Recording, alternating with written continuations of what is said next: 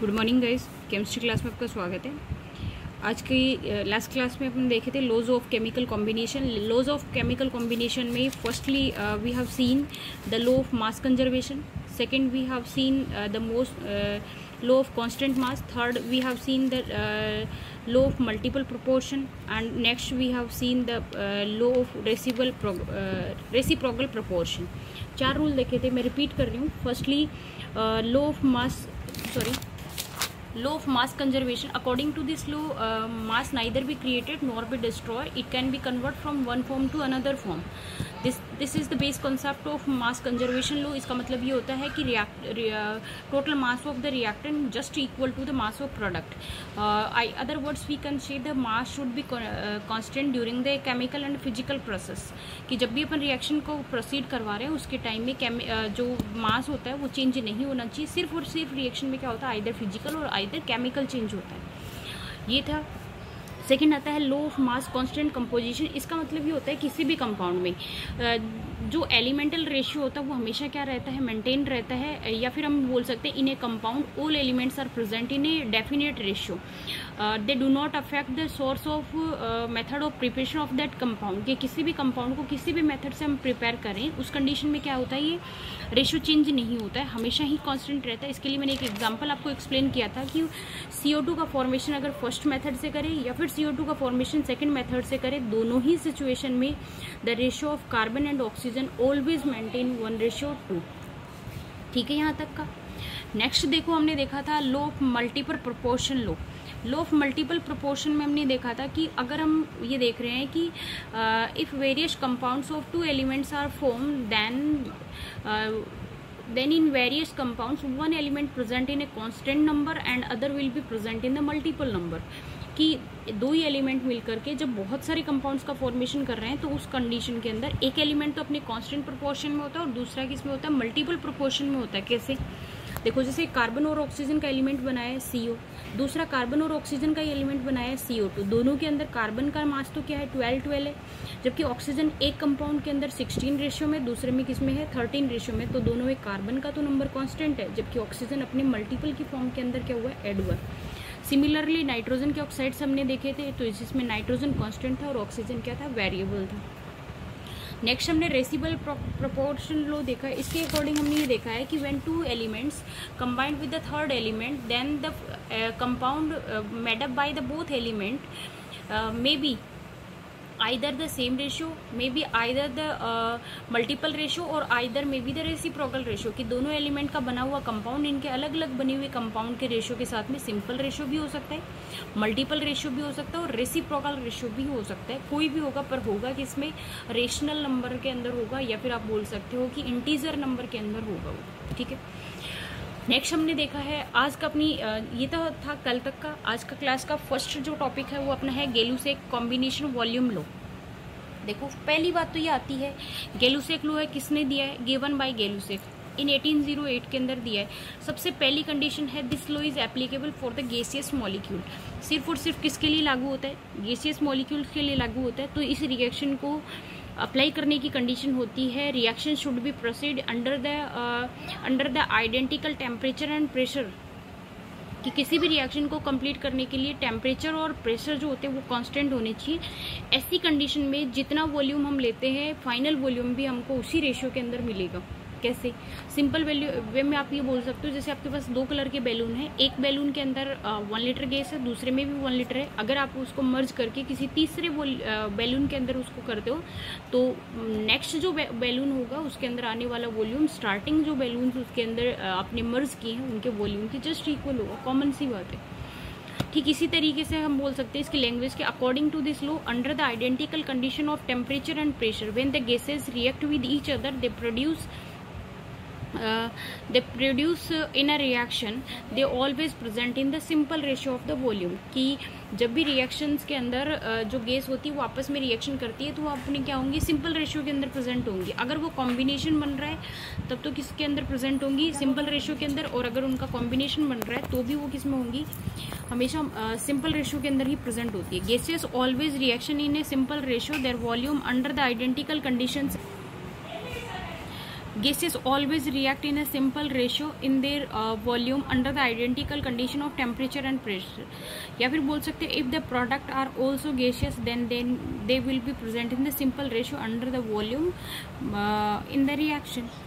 देखो H2 और Cl2 है, जब आपस में रिएक्शन कर रही है 2HCl बना रही है, अगर इनका एक एक वॉल्यूम रिएक्शन कर रहा है तो बनने वाला फाइनल भी किसमें होगा, 2 वॉल्यूम ही होगा.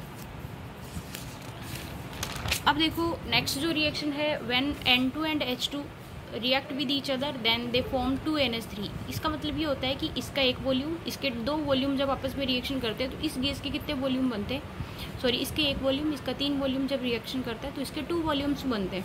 तो बिल्कुल सेम रेशियो है कि 1:3 के अंदर जब कंबाइन होते हैं तो इनका कितना वॉल्यूम बनता है, 2.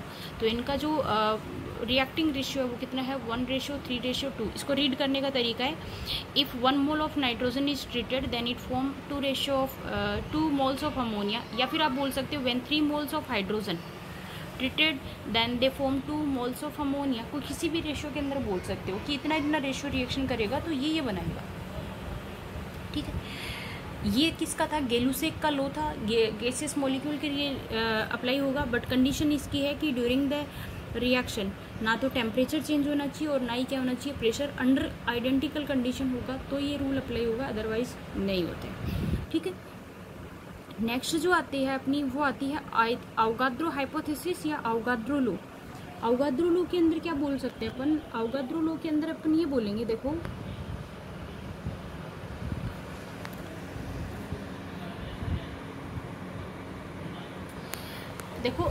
जैसे जो लो किसने दिया है, गेलुसेक ने दिया है. तो गेलुसेक ने उस रूल को एक्सप्लेन करने के लिए वॉल्यूम टर्म काम में लिया, जबकि अवोगाद्रो ने सबसे पहले ये बताया था कि सिंगल जो वॉल्यूम होता है, सिंगल वॉल्यूम के अंदर जो नंबर ऑफ पार्टिकल्स होते हैं, नंबर ऑफ एटम्स होते हैं, वो क्या होते हैं, कांस्टेंट होते हैं. और उनका नंबर कितना होता है, Na, that is known as Avogadro number. और उनका वैल्यू कितना होता है, 6.023 × 10⁻23 एटम्स प्रेजेंट होते हैं.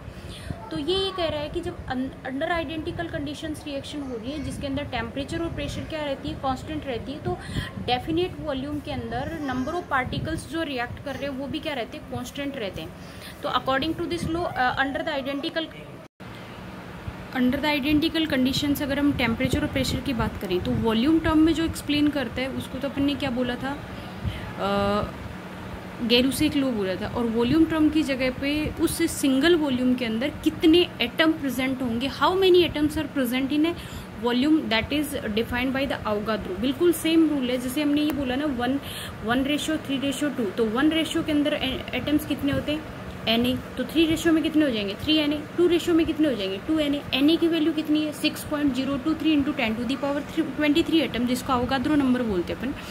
तो अवोगाद्रो हाइपोथेसिस भी यही कहती है कि under the identical condition of temperature and pressure the given volume of the all gases contains the same number of molecules. की अगर आप बात करोगे कि सिंगल वॉल्यूम के अंदर Na है तो उसका डबल करोगे तो डबल Na हो जाएगा, अगर 5 टाइम करोगे तो 5 Na हो जाएगा, लेकिन हमेशा Na की वैल्यू क्या रहेगी, कांस्टेंट रहेगी. अब अवोगाद्रो कॉन्सेप्ट क्या करती है, कुछ चीज़ों को एक्सप्लेन करती है, जैसे एटम क्या होता है, मॉलिक्यूल क्या होता है, ये 2 कॉन्सेप्ट समझाती है. ठीक है, by this rule we can define the 2 concepts. First one is the atom, the smallest particle of an element. First जो कॉन्सेप्ट है वो है एटम. एटम को एक्सप्लेन करना चाहेंगे तो हम बोल सकते हैं कि the smallest particle of any element which can take part in a chemical reaction is called atom. The smallest particle of an element which can take part in a chemical reaction is called atom. कि किसी भी reaction के अंदर participate करने वाला smallest जो particle होगा उसको हम क्या बोलते हैं, एटम बोल सकते हैं.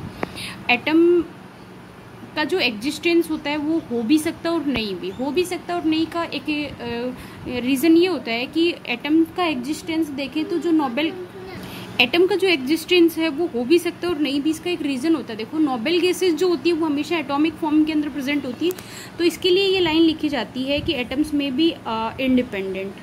पर नोबेल गैसेज को अगर हम छोड़ दें, है ना, नोबेल गैसेज को अगर हम छोड़ दें तो कोई भी एटम जो होता है वो नेचर में एग्जिस्ट कर ही नहीं पाता है.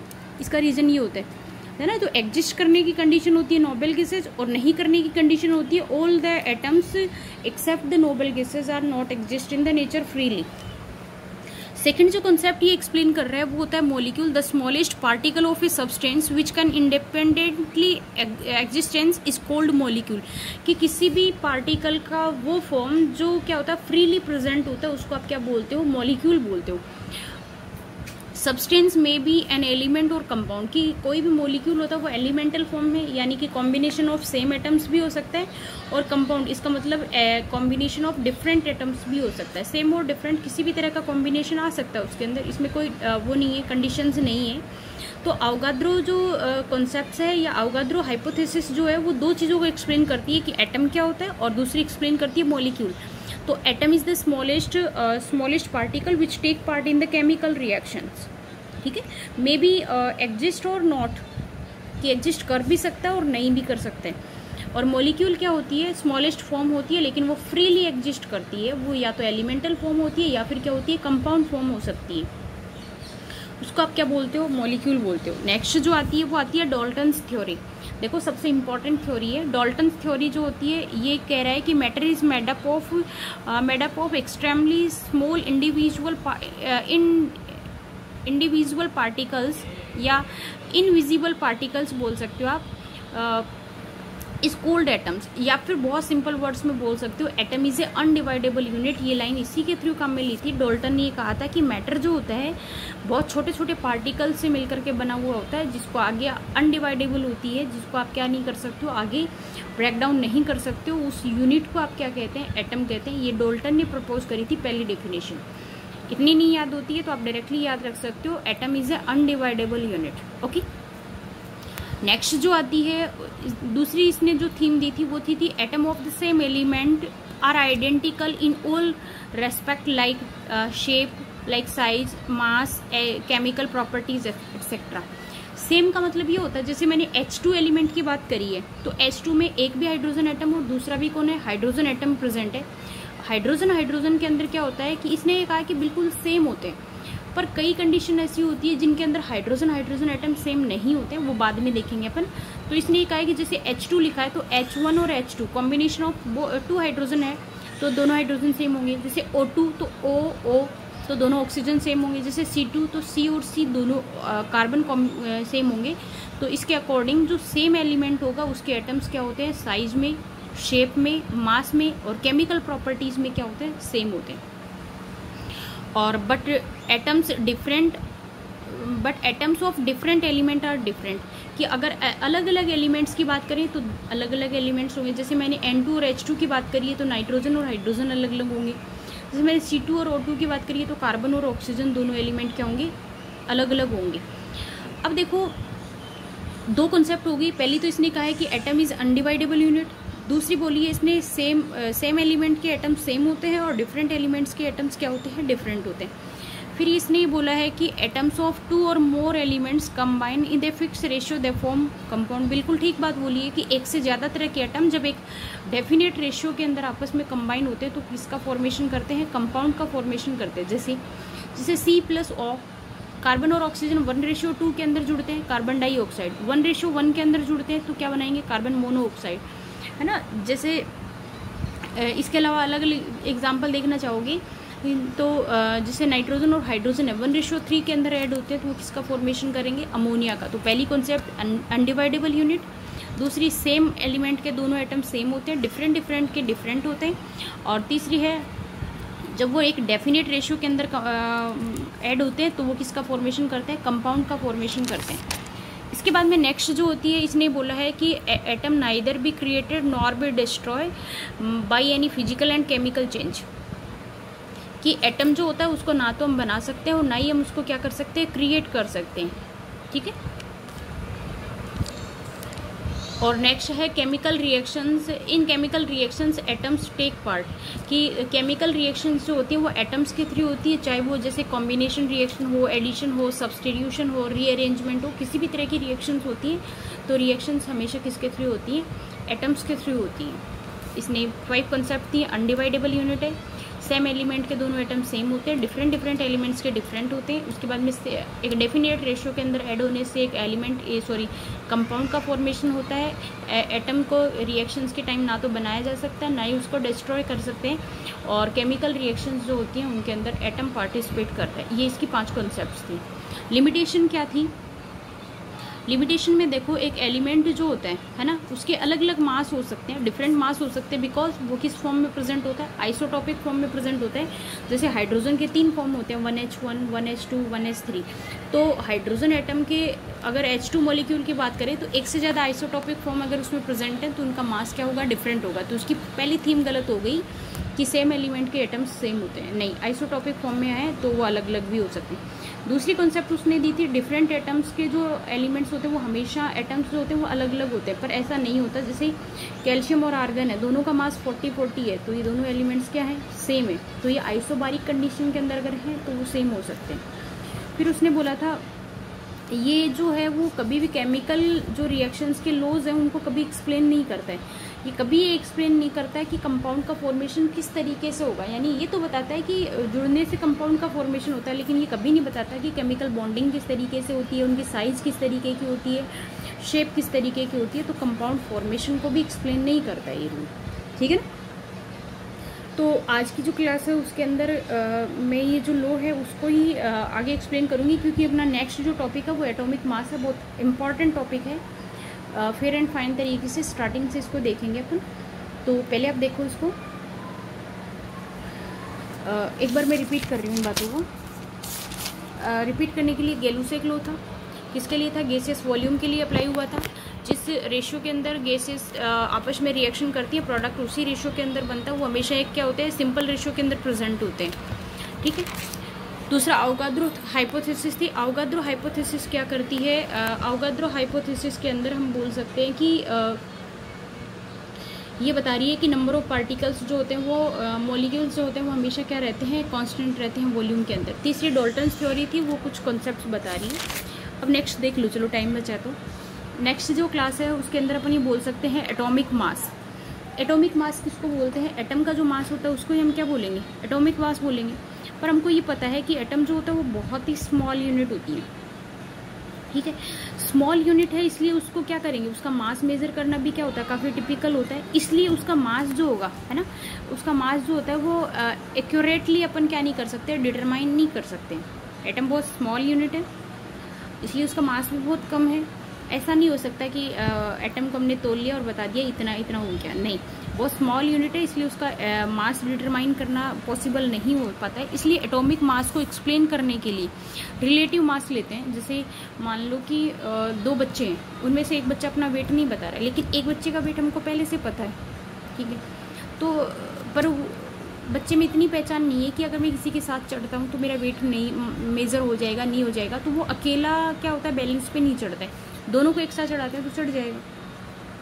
ऐसी कंडीशन में हमको ये पता है कि एक बच्चे का वेट अपन को पता है, फाइनल कितना आया है उसमें से उसको लेस करके उसका कर सकते हैं अपन, है ना, इस तरीके से। तो उसको बोलते हैं रिलेटिव। खुद तो नहीं बताया, दूसरे के साथ खड़ा कर लिया, उसका अपन को पता था, स्टैंडर्ड उसको हटा दिया, उसका खुद का मास आ गया। इसी तरीके से एटम जो होता है उसका मास मेजर करने के लिए अपन क्या करते हैं? Relative masses